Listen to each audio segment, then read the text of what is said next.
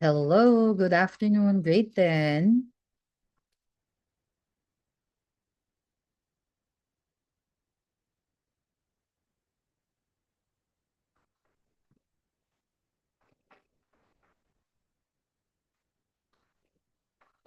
Ayan. Hi, Nitz. Good afternoon. Hi, Cal. Good afternoon Hi po. po. Hi. And let's just wait for Raiden to open up his camera. Can you see Teacher Car's screen? Yes po. Okay, that's great to hear. Ayan. We are going to cover a new topic for today. Pero syempre, related pa rin siya dun sa previous topic natin. No? Ayan, Raiden is here. Hi, Raiden. Good afternoon. Can you hear Teacher Carr, Raiden?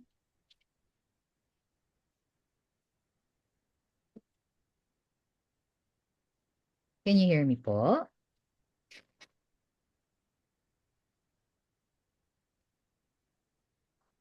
Can you show a quick thumbs up, Raiden, if you can hear me?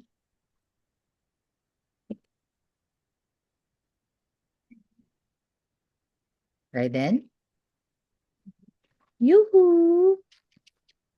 Sabi nga ni Cal, yoo-hoo! Yeah. Show a thumbs up if you can hear Teacher Carr. Ah. Ayan, thank you, Raiden. Ayan.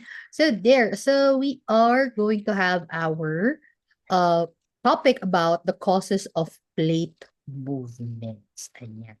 So we have already mentioned about plates and movements of plates, no?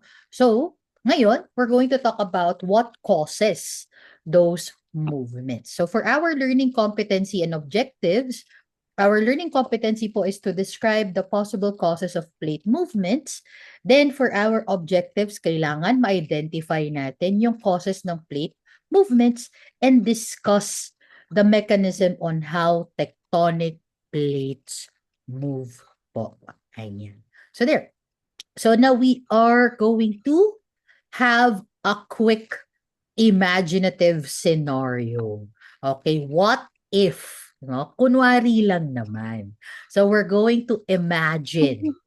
No? So I need your thinking minds for this afternoon, no? So I'm going to show two scenarios, then tell me what will you do? Okay, anong Okay. gagawin ninyo kung kayo ang nasa scenario na yon? Okay? Clear ba tayo? Okay ko. Okay, clear tayo. Ayan. So, first scenario. Ayan. The floor is Eh. lava. Hindi yung laro, ha? Yung totoo. Let's say, bigla na lang. The floor is suddenly lava. Naging lava na yung floor ninyo. What will you do? Oh, let's start off with Raiden. What will you do, Raiden, if the floor is suddenly lava? Naging lava yung floor.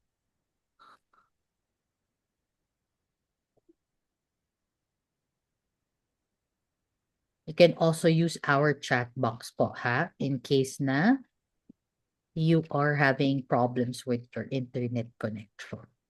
Pero if you can speak much better para your classmates can hear you. So what will you do, Raiden, if the floor is lava? So if it's teacher car, syempre, di ba? I will find a safe place. No? Hahanap ako ng pwedeng akyatan where I can climb up so that I can be safe from the floor. Ayan. How about you, Raiden?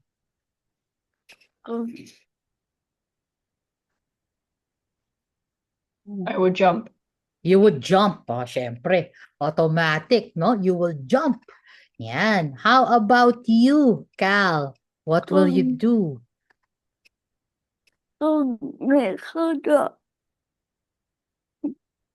Aakyatin ko. Aakyatin mo.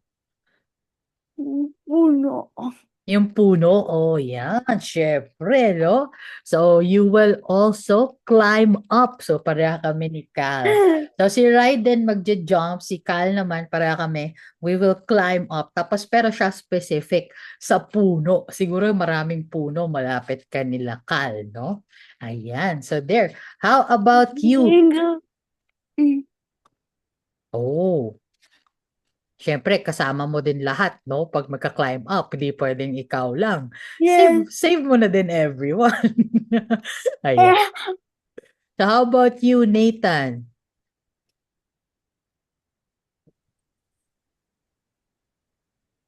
Was that Nate? I did not hear.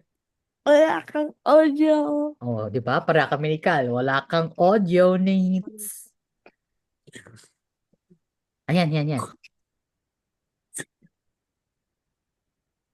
What's that? Medyo choppy ka, Nate. Nag-lag yung ano mo, video mo. Go to the second floor? Yes. Ayan, taray naman ni Nathan. Kung tayo, magka-climb lang tayo. Si Nathan, very specific. Tama ka naman. Di ba? Kung may second floor siya, doon pupunta siya sa second floor. Kasi malay natin yung floor lang sa ground floor yung lava. Di ba? Ayan, very specific. Good job, grade 10. So yan, if the floor is lava, syempre, it's going to be very hot. 'Di ba? We should not stay there. So you can either climb up, you can either go to the second floor or jump. Ayan, good job. Next naman po, second and last scenario natin for this morning. What will you do if the floor is moving? Ayan. So bigla na lang gumalaw yung floor. Gagayahin ba natin siya? Na nakahiga lang sa floor? So imagine, 'di ba? Imagine nagshi-shake or nagmo-move yung floor. Ano yung gagawin natin, no? So let's start off with Nathan. O ikaw naman, Nathan. So kanina si Raiden ang first. How about you? What will you do if the floor is moving? So kung si Teacher Car, ako siguro kung nag-move pa yung floor, I will stay, pero I will look for something na pwedeng I can hold on to, no, yung hahawakan ko while the floor is moving. How about you, Nate? What's that? Sorry. You will stay in? Sa bed? Tama ba? Kakapit daw siya, tit, sa bed. Kakapit sa bed. Ayan. So you will hold on to the bed. So tama, yan. Narinig ko naman yung bed. Ayan, so you will hold on to a bed. Syempre, no, kasi sturdy. Sturdy yung mga bed. Pareha tayo, Nate. So maghahanap tayo ng something strong to hold on to. Ayan, good job. How about you naman, Cal? Lock the chair. Lock the chair. You will lock the chair? Yung wheelchair. Yung wheelchair, you will? Lock You will lock. Tama? the house. Hawak. You will hawak. Ayan. You will hawak the wheelchair. Tama? Yes. Okay, tama. Syempre, kasi may wheels yan. Pag bigla na lang nag-move yung floor, tapos bigla na lang, hala, si Cal! Diba? Oo, correct yan. Dapat talaga, no? Yan ang number one. Meron bang lock, merong lock yung wheelchair mo, Cal, diba? Yes. Yan. So that's also one, no? Aside from, syempre, kung malakas yung moving ng floor or abrupt, no? Kailangan number one yan. Meron kayong lock sa wheelchair or pwedeng something that you can also put in our wheelchair para hindi siya mag-rock into place. So, dapat si Yaya din nandun to hold you as well. Ayan. Yes. Ayan, o hinawakan na nga. Baka daw mag-move yung floor. Ayan. So there. Okay, so thank you, Nathan and Cal. How about you, Raiden? What will you do if the floor suddenly moved? Stay in the one place. Okay, you need to stay in one place. Ayan. So there, correct, no? So kailangan we will, number one, secure ourselves into one place. Kasi pag gumagalaw na yung floor, parang, let's say, earthquake na yung nangyari, no? So, ganun din naman. Yes. 'Di ba? So, we duck, cover, and hold our places for a while until it stops. Ayan. Very good. So, yan. So, those are our scenarios kasi those are the things that could happen when plates are moving. So another one that I would like to show you this morning is yung one of the evidences na talagang totoo ba, Teacher Car, or the plates really moving? Why can't we feel it every day? No? So actually, this is one of the evidences na meron talagang movement sa plates natin. But this happened in a span of billion years. So, hindi lang 1 year, hindi lang 1 month, pero the whole earth waited or it experienced it for millions and billions of years ago. So, now I have a short activity for you to do. So, you can just use our chat box for your recitation today. Ayan. So, kindly please arrange the images using the letters according to the order of how Pangaea split apart to form the present-day continents. So, kailangan daw natin i-arrange yung mga pictures according sa correct order kung Yeah. paano po nag-start mag-split yung Pangaea. Ayan. So, we start off with, syempre, yung buo muna siya. Anong picture yon? Followed by the next one, up until the last, no? Nakita na po yung 7 continents. Okay? So, you can use our chat box for this. Tapos later, reveal natin together. So, I will give you 5 minutes. So, it is 2:00, let's say 2:03 na. So, 2:08 po. Ayan. Let's wait for your answers. Okay lang kahit may mali, okay lang kahit hulaan, it's fine. No? The goal here is to check whether you can see ano ba yung nauna dyan. Kasi we're going to discuss din this. Para lang makita ni Teacher Kirk kung naalala nyo pa yung mga previous lesson nyo about this Pangaea splitting apart. So go ahead.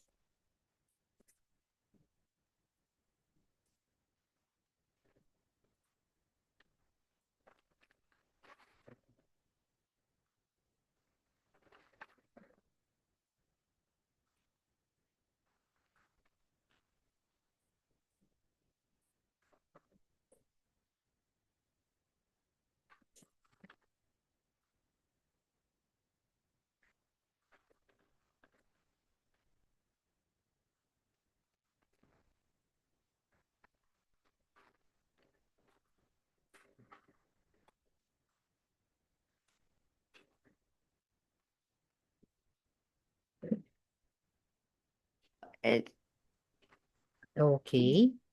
Done na si Cal and Nathan.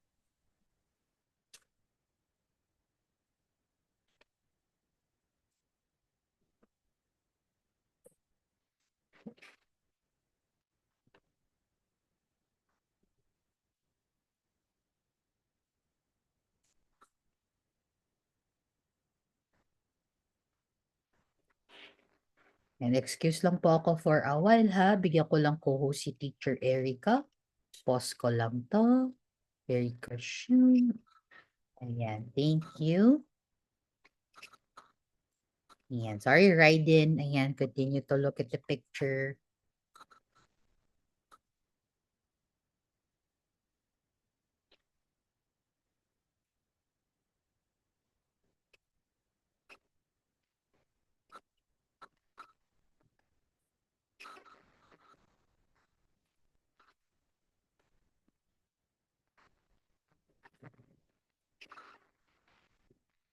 Still have 2 minutes left.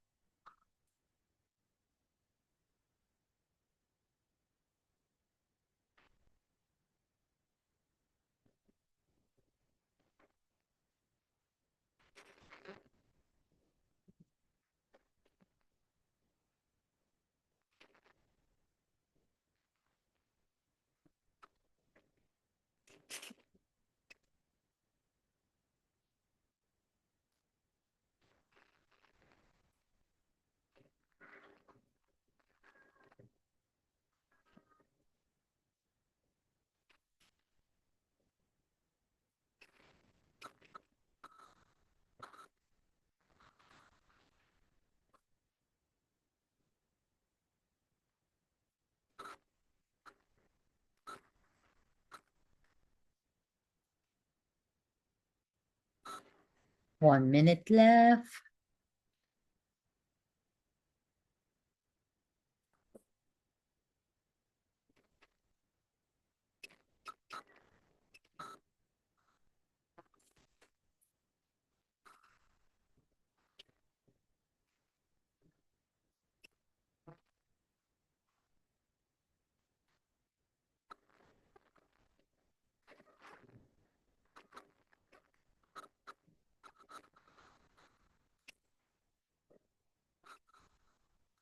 Okay. There we go. So let's see if you got the correct answer or the correct order po ng ating images. So this should be, yeah. So the correct answer should be letter C, E, B, A, D. Ayan. So pareha si Cal and Nathan. Very good, no? So if you look at this picture, CE. yeah, so this is CBAD. CEBAD. Yes, that is the correct answer po. Ayan. So super long time ago, if you look at letter C, so see, supercontinent natin na si Pangaea, all of our continents were squished together in one giant land. And we started wondering, bakit kaya pagdating kay letter E, kay letter B, letter A, and letter D, those giant pieces of land move and drift apart? No? That is our big question today. What makes the Earth's tectonic plates move? So before we answer that question, review muna tayo. No? So last time, we talked about the following words. So we have tectonic plates. So mababanggit pa rin natin yan in this lesson. So tectonic plates are the strong solid plates on Earth's surface. Their edges are where most earthquakes happen. Yan.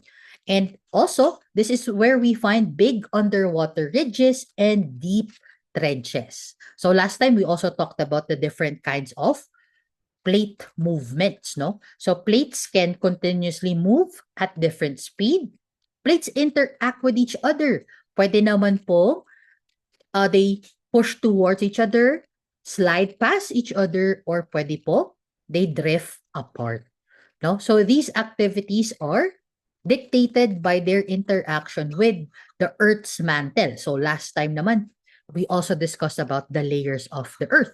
Kaya dapat kilala na natin si mantle. So activities on Earth's mantle are the ones that trigger or ito yung reason bakit nagkakaroon ng plate movements because it put pressure on the surface that may cause crustal deformation or nag-change po ng shape. No? So deep under our feet, nandun yung Earth's middle layer na si mantle. 'Di ba sabi natin, a part of the mantle are super thick na super hot, no? Ayan. So, meron pong sobrang init na pressure doon sa mantle. Ayan po. Okay? So now, if we look at the major plates right now on Earth, ito po, meron po tayong 7 major plates on Earth. Ayan. So, we have North American plate, South American plate. Ay, lagyan ko na din. Ayan, ito si North American, South American plate. Then we have the Eurasian plate, Australian and Indian plate. Ayan. We have the Antarctic plate, we have the African plate, and the Teacher, Pacific toilet plate. break. Up until. Okay, go ahead, Raiden. Up until here. Ayan, sa other side of the world.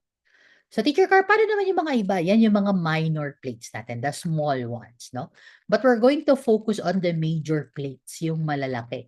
Itong mga minor plates natin are actually new or part of the bigger ones before.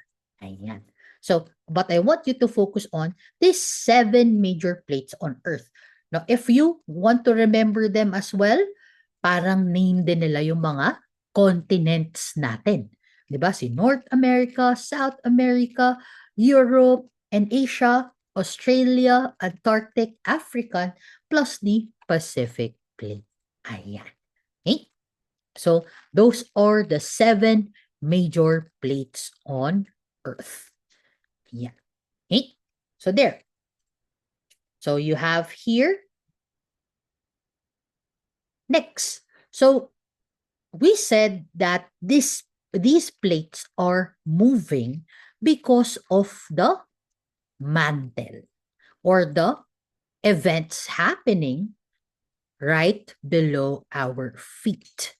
Ayan. So, imagine natin na yung Earth ay isang malaking pot of soup. So, let's say, di ba sa soup, ano yung meron sa soup? May malaking pot, tapos sa ilalim ng pot, may mainit, di ba? May flame. Yan. So, imagine a giant pot of soup. So, si Earth yon nasa ibabaw ng stove. So, what happens when the soup gets hot at the bottom? Anong nangyayari pag yung soup ay pinapakuluan natin? So, nagkakaroon siya ng mga bubbles, right? So, those bubbles move. Yan. And at the right temperature, that hot soup, di ba, will start to boil. So, the hot soup at the bottom, yung mainit na soup sa ilalim, it will start to go up. And when it reaches the top, magpapalit na naman sila nung malamig na soup. Ayan. So parang yung lesson natin last week, no? We said that the cold air goes down and the hot air goes up.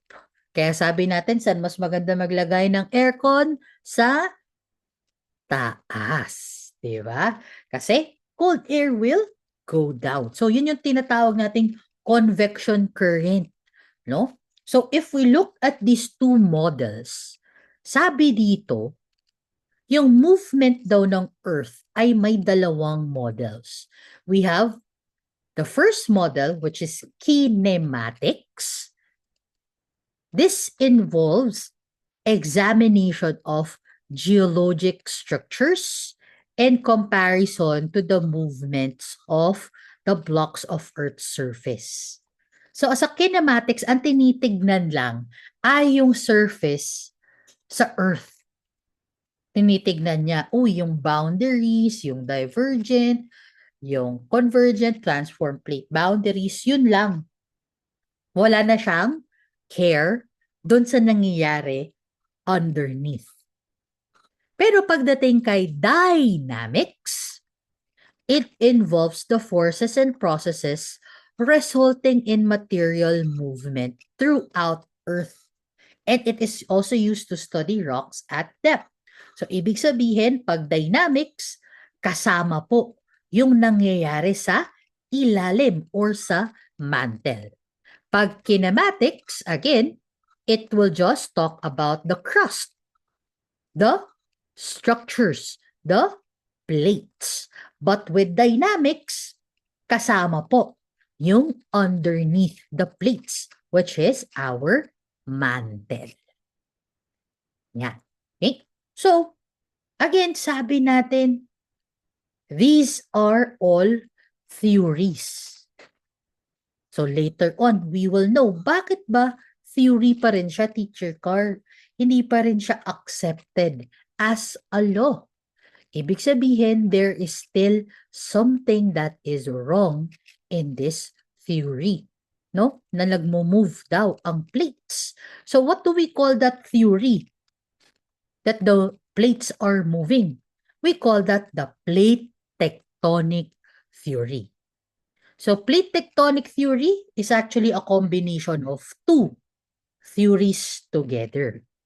So pag sinabi natin combination, pinagsama siyang dalawang theories joined together.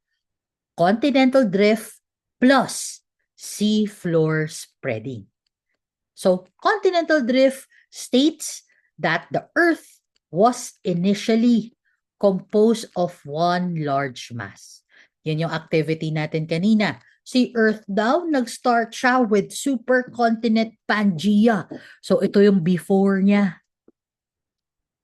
Which drifted over, sabi nga natin, millions of years into the modern placement that we see today.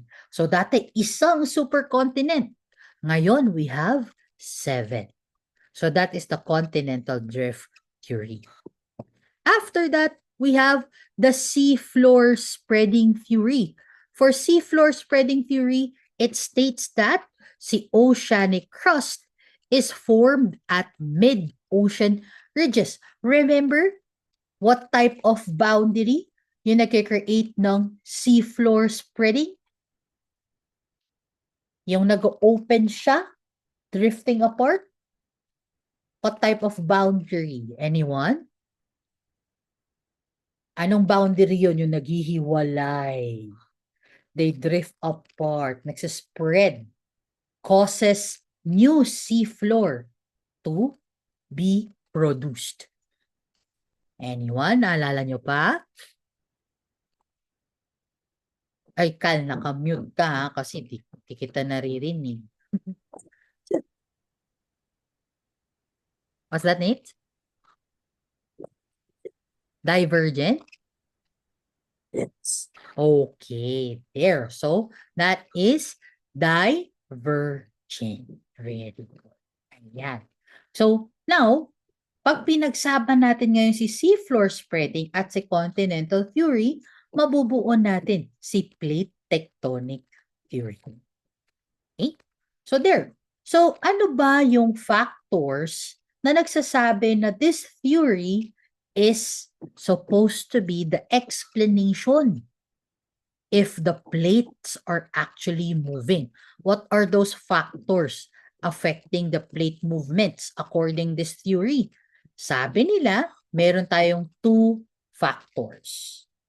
We have solid state flow model at mga hot spots. Okay? So again, we have solid state flow model at hot spots. Those are 2 factors affecting yung movement ng ating mga plates.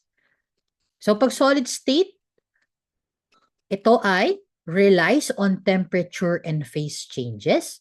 Pag hotspots naman, areas with abnormally high volcanic activity. So explain natin sila each, no? Explain natin sila in a more detailed manner. Ano ba si solid state flow model? So for solid state flow model, unahin na natin siya bago si hotspot. Ayan. So I want you to meet this very smart scientist, si Arthur Holmes. So Arthur Holmes is an advocate of the solid state flow model. So pag sinabi nating advocate siya, siya ay one of the scientists that proposed or talagang pinopush niya, no? He's supporting the solid state flow model. So remember our statement earlier na what if ang ating Earth ay isang malaking soup? Ayan, tulad ng picture natin dito. No? So according to Arthur Holmes, yung Earth's middle layer or what we call the mantle can flow very, very slowly. Kahit na may part siya na solid, no? Or it is solid, it can flow very, very slowly kasi it is hot. And this slow circular flow, like the soup pot currents in the picture, is what makes the continents move. So this became a big part of what scientists believe about how the Earth works even up until today. No? Lahat po, maraming nagsasabi na yung solid state flow model ay a good reason na talagang, oh yes, kasi mainit sa ilalim. That is the reason why the plate tectonic moves or the plates move. No? So ano pa yung mga assumption or ano pa yung mga sinasabi ni solid state flow? Sabi niya, si Earth can be thought as a heat engine. So imaginein daw natin na heat engine ang ating Earth na may convection cells in the mantle circulating heat. Yan. So aside from the convection cells, meron pang radioactivity na nagkakos for magma to go up. Yan yung mga sabi natin last time na it can cause volcanic eruption. Diba? So it expands to produce the plates above Earth's surface. So another assumption, the older, denser plates goes down or descend. Ayan. Yung mga luma at mas mabigat na plates, bumababa. Anong boundary natin yan? Yung nagpo-push together, tas yung isa bumababa, yung isa umaangat. Anong boundary natin yan? Kanina sabi ni Nathan, pag nagde-drift away, divergent. Ano naman po pag the plates are pushing towards each other? Cal? Okay, convergent, no? Very good. So, another, no, may proof na naman na oo nga, nangyayari yun sa convergent, no? So, because convection in Earth is through solid state flow, meaning very slow ang kanyang occurrence. So, making the movement also very slow and it affects our crust. Ayan. So, another example aside from engine ang Earth, soup pot, sabi din sa solid state flow, Earth can be a kettle. Ano yung kettle? Yung initan ng tubig. So, para siyang initan ng tubig, no? So, the mantle is like the water in the kettle. So, yung water inside the kettle is our mantle. Yung Earth's core or radioactivity is like the heater under the kettle. So, ngayon, for sure, yung mga kettle ninyo, yung mga nakasaksak na lang, electric na lang. Before, pwedeng ilalagay sa stove. Pero, let's think, di ba, meron po tayong ilalim ng kettle na pinaglalagyan po natin. So, yung heater na part na yun, yun yung ating Earth's core. So, the hot mantle moving in circles, yun yung boiling water, rising and sinking. Then our tectonic plates are pwede yung mga takip or yung lid ng pots getting carried along. So another one, pwede nyo din isipin yung pag nakita nyo yung rice cooker, sa rice cooker din, possible din po yun. No? So yan, puro mga imaginative model for solid state flow. Kaso, bakit hindi pa rin sila naniniwala dito sa solid state flow model na to? Bakit? Bakit hindi na lang i-accept, uy, tama na yan, that is correct. It happens eh. There's proof, there's evidence. But si solid state flow, hindi lang yung heat inside the core causes for the crust or for the tectonic plates to move. Hindi lang siya yung reason. There's another reason. Ayan. So, gravity and seismic data show that possible si solid state flow. But, meron pa tayong tinatawag na ridge, push, at slab pull.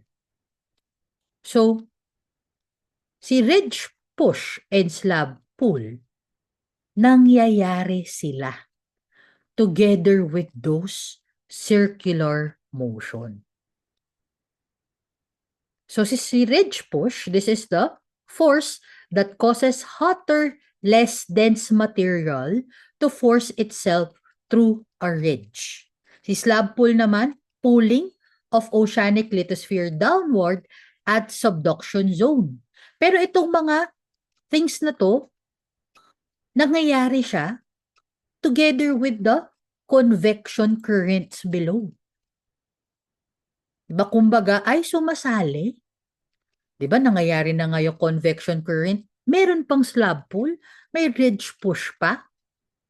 Pero hindi siya related dun sa solid state flow natin.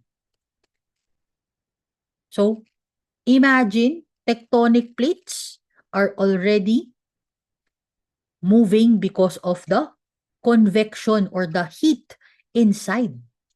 Pero, meron pa ring parts niya na nagmo-move because of force, which is ridge push, because of the pulling of ocean lithosphere.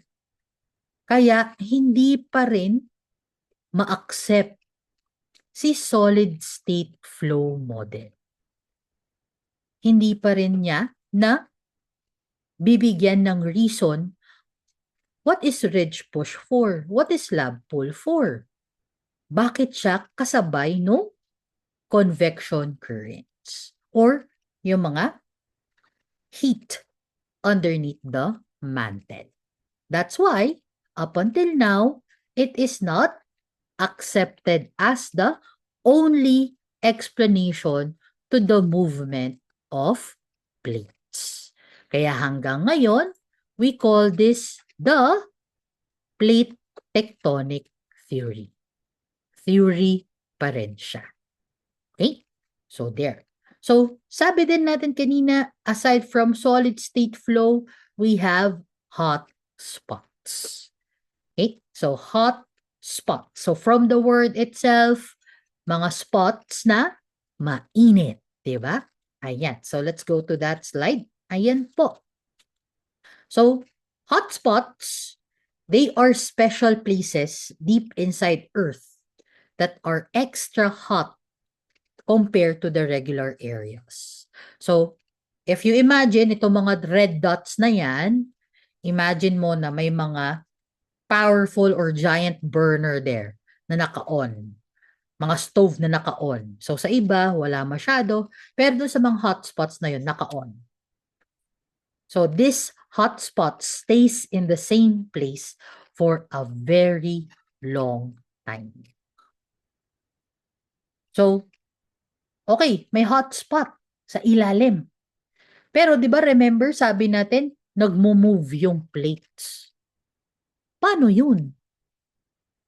So since it does not move along with the plates, magkakaroon tayo ng chain of volcanoes over these areas. So yung mga volcanoes na yun, active sila pag nandoon sila sa hotspot.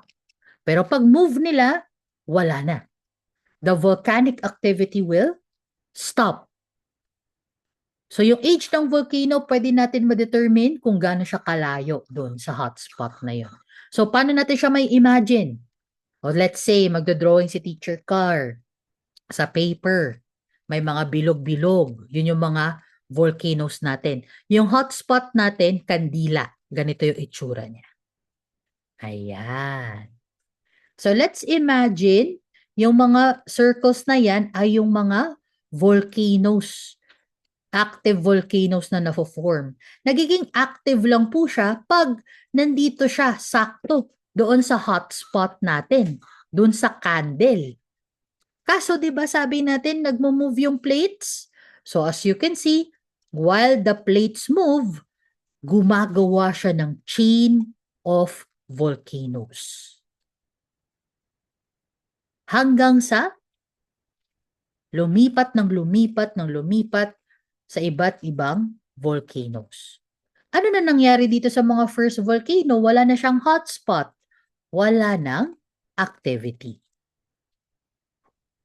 Okay? Kasi nawala na yung hotspot sa ilalim niya. So that is for hotspots.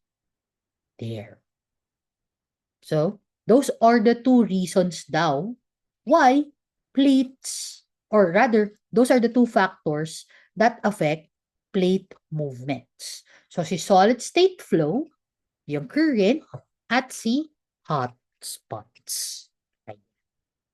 So, this is actually a real map that shows hotspot spot. So, marami dito sa Hawaii. Kaya yung Hawaii ay, di ba, maraming mga volcanic activities. Also, earthquakes. Japan as well. Mga parts ng Pacific Ring of Fire, just like what we discussed last time. Okay. So there. So, I'm going to stop right here. Ayan. So, dapat dito tayo muna no, sa last part natin. Actually, this is the last 3 slides na lang. But I don't want to give you too much information in one go. So, I will be reviewing this again on Wednesday po. Together with what is mantle convection. Kahit na diniscuss naman natin yan earlier with solid state drive. No? We'll just go through this.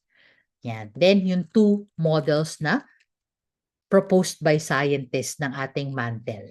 We have the layer cake and si whole mantle convection. Yan. For the last 3 slides po. So, I know Teacher Carr posted an asynchronous, pero extend ko na lang yung June kasi hindi naman natin natapos for today. Medyo napahaba tayo sa ating introduction earlier. So there, so we will continue this on Wednesday po. Ayan, yung ating mantle convection together with the 2 models proposed by our scientists. But Teacher Carr has already posted this on Google Classroom. If you want to look at it in advance, no, for your asynchronous, you can also answer din naman po kung gusto nyo na. Pero if hindi pa kayo sure sa isasagot ninyo, we can do it together on Wednesday kasi class activity naman po siya. Ayan. So true or false statement natin based dun sa ating discussion. Okay? So there, kasi too much na yung kwentuhan natin about the solid state flow and hotspots, no? Even though Teacher Carr was doing this as well, no? Talagang I made it as simple as possible. Kasi if we're going to use the actual explanation, sobrang lalim ng words, no? Kaya yun. So there, so I hope you understood our lesson even though it was very long today. Ayan. We will continue na lang po to discuss mantle convection and also the 2 models proposed by scientists. Ayan.